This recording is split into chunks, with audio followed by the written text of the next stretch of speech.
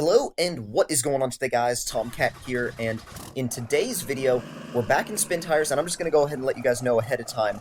The next few days are going to be one video per day, and each one is going to be, or at least two out of three are going to be Spin Tires videos. I'm not sure what the third one is going to be because, like I said, these are all being recorded on my laptop in my hotel room.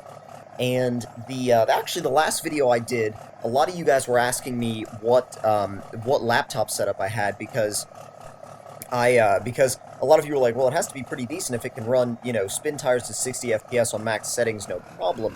And it's a MSI. I actually don't really know all the specifics of it because when I bought this computer, it was because my Alienware had pretty much died, and I needed a computer before I left for a trip. And I ended up picking up an MSI and really, really liked it. I've had it for a few months now, and it's really helped me out. It's really been an awesome travel computer that can still play games on really high settings, and it's way lighter and way smaller than that Alienware. That Alienware was a tank. I mean, it was so heavy. And this thing performs way better while being like half the size. So, I mean, just props overall to MSI for making a great laptop. Now, the map we're on is called West Fork River, and West Fork River is actually an interesting map because it's not really a trailing map. I was expecting more trails when I went into it, but it's a lot of mud, and it's a lot of really wide roads. You can tell it was meant to be used as a logging map. So maybe later on in the future, if you guys want me to do a logging series, maybe a multiplayer logging series, I would not mind doing that at all because logging is fun. It's just a lot of the maps that I use on a day-to-day basis are not logging maps. They're just not. So if you think about it, it's like you're not going to do much logging on like a rock crawling map. I mean, it would be interesting for sure, but it's definitely not. Again, it's not the focus of the map. So the nice thing about this map though is it's actually really nicely set up. You get the feeling that it's very realistic. And some people might be like, oh, well, that's boring, but it's not actually. It's actually kind of nice because you feel like it was a map that was originally intended to be in Spin Tires in the first place. I mean, you could play this map with the standard trucks. You really could. You could play this map with, a UAZ and a ZIL if you really wanted to. Or even one of these blue trucks. I mean, that could get around on this map if you really wanted to do it that way. I wouldn't recommend it because that blue truck is frankly a piece of crap. But to be brutally honest, I mean, it's just not a truck that I would normally use. I would much rather use this lifted Dodge Cummins. It's much nicer. Which it's funny enough, I was looking at some off-roading videos on YouTube the other day, and where else would I look? Off-roading videos. I don't know why I said like put in there on YouTube, quote unquote. But I was looking at some stuff, and I found some videos from the Easter Jeep Safari out in Moab, and they were doing their full-size invasion, which was just like full-size trucks taking on these trails, and it was really cool to watch. I mean, there was everything from Jeeps with full-size axle conversions to like there were a couple of Cummins-powered Rams out there with modified fenders and like 40-inch tires on beadlocks, just getting it, just crawling up these these rock faces. And I think which trail were they doing? They were doing the Poison Spider Trail. And so seeing some of the obstacles on that, being taken on by these like full-size Ram trucks, and like not even just Ram trucks, but there were some Chevys out there. There was some Ford Power Strokes out there.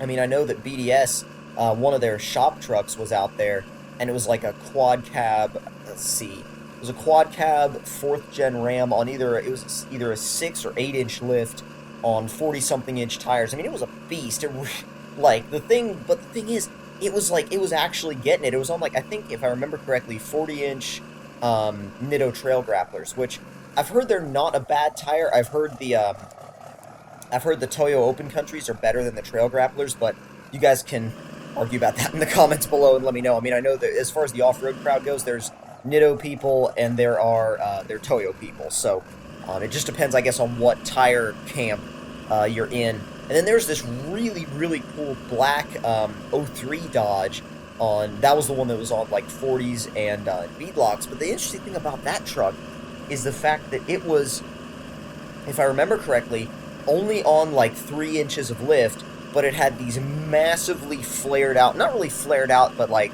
kind of almost Baja style fenders to where he could literally just tuck these 40s up into it on like 3 inches of lift.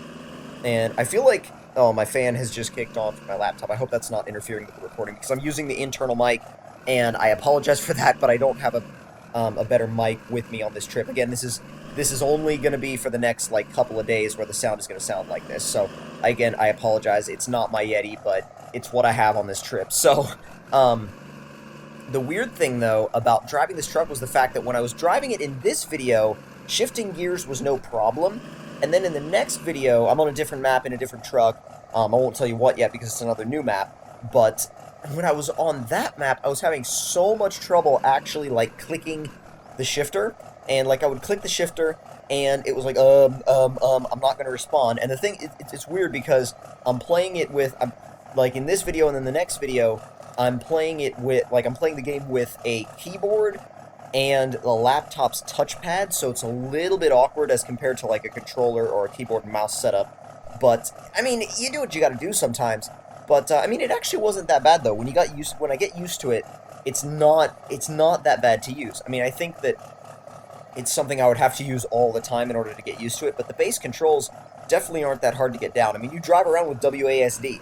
You know, WASD, and then, you know, E and T, and I think the other keys as far as commands are like E, T, V, and F, I want to say. I know there's a couple more keys that do specific functions, but I'm pretty sure that those are the other main keys that you use.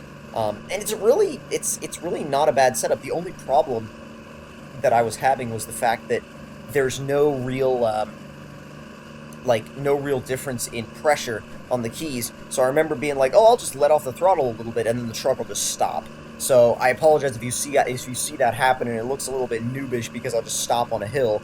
But partly that's because of the automatic mode in the transmission, and part of that is because of the fact that these keys have like no pressure difference. They're like instant on or off, and it's just like, nah, whatever. You just kind of have to just go full throttle and not worry about it, or not. Or just not go anywhere. So, and speaking of this particular truck, you see how it's got like that, the rear bumper with the 4 LED pods in it, and then the winch and the 2 like D-rings for tow hooks.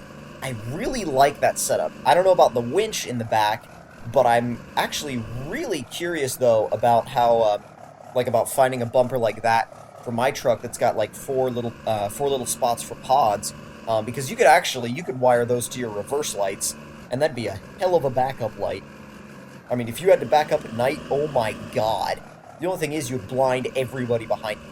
Nobody would freaking know what hit them. They'd just be like, I can't see a thing. But again, like I said too, I'm trying not to be too loud in this hotel room because it is still really early in the morning. What time is it? It's like 9:36 in the morning. So I'm like, I don't want to wake people up. They're still asleep. But the thing is, I gotta commentate. The other thing that's weird about recording on this laptop is it does this thing where it's got like this, it gets this echo going on like when it plays the audio back to me, but the echo actually doesn't come out on the recording, so I can't actually hear what it's gonna sound like before I upload it to YouTube, which freaks me out because I'm really picky about how the audio sounds. And I'm like, oh my god, don't do that to me, don't do that to me, don't do that to me, because I don't want to see that. I'm like, no. Now, I know I was talking about lights a little bit ago for my truck, and I have a full list of plans that I'm going to show you guys for my truck in a coming video. It'll kind of be like what I'm doing with the FRS, how I'm doing like a progress updates kind of thing. And by the way, this was dumb right here. This was really dumb. I just kind of slid off the edge, and it was like, bleh. It was just weird. But I've got, like I said, a full plan list, because I've already got the suspension there. The only thing is I just have those, 20x12 motos and, those Nitto ATs, which they're alright if you just want to drive, like, on gravel and on the street, but, I want a set of 17s with some either 37 or 40-inch good mud terrains. I was looking at either Nitto Trail Grapplers or Toyo Open Countries. I don't necessarily want something extreme like Super Swampers. Super Swampers are too crazy. Like, I still want to be able to drive it out on the highway without either getting extreme tire imbalance or just hearing nonstop wall going down the highway. I mean, it's like that's all I heard when Jeep Guy's Jeep had Super Swampers on it. That's like literally all you could hear was just the whirring of the Super Swampers. It's just ridiculous. But I think overall, though, I mean, just in talking about this map, it's a good map. It's just not necessarily really well catered to guys that like to do trails. It's more catered to guys that like to do logging. Which, if you guys if you guys that are watching like to do logging, which I'm sure some of you do, and some of you are really into that, then you guys are going to want to check out this map. The link will be in the description box below to where you can take a look at it. And I am going to I'm going to get ready to go to the airport really soon, actually. But, well, not really soon, but soon-ish, so I can fly back to Atlanta, get ready for Grid Life, be out on the track there, and then come home, and then be back to my normal upload schedule for you guys with my proper recording gear. So if you guys did enjoy this video, don't forget to click that like button, tell me in the comment section down below what you guys thought of it, and if you're new to my channel, don't forget to subscribe for more, and I will see you guys in the next one. Talk to you guys later, and hope you guys enjoyed.